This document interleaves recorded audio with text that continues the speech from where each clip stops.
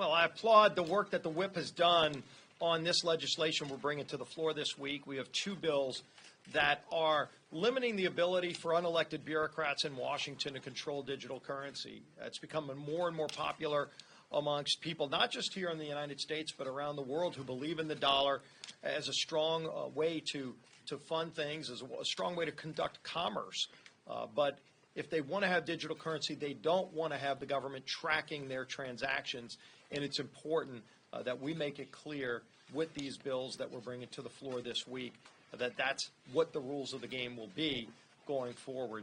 And it puts limitations on the Biden administration's desire to control those transactions and track people's spending habits. And you've seen it over and over again by this Biden administration. By the way, the same Biden administration that is trying to double the size of the IRS to go and target people that are making well under $100,000 and force them to pay more in taxes, even when they're already paying more than their fair share. President Biden wants to get more from them by doubling the size of the IRS. So needless to say, we're going to continue to fight for those consumers, bringing bills like this to the floor. Another bill we're bringing to the floor this week would prevent people here illegally from voting in D.C. elections. This is something that the D.C. Council passed a few years ago to create an ability for people here illegally to vote in elections. If you look at this massive flow of illegals coming into our country, still to this day because of President Biden's open border, we've seen millions of people come into our country illegal. Minimum number is 8 million. It could be well above that number. People on the terrorist watch list coming into our country.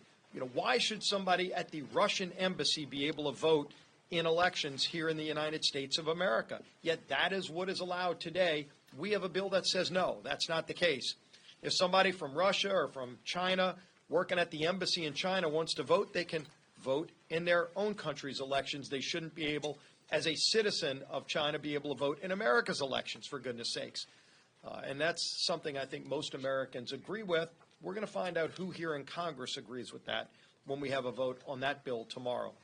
Something that we have been united against is not only the growing anti-Semitism and the growing movement against Israel's right to self-defense, which we have strongly supported, but now you see the International Criminal Court trying to arrest the Prime Minister of Israel for defending his country against a terrorist organization who on October 7th engaged war in barbaric ways against the people of Israel.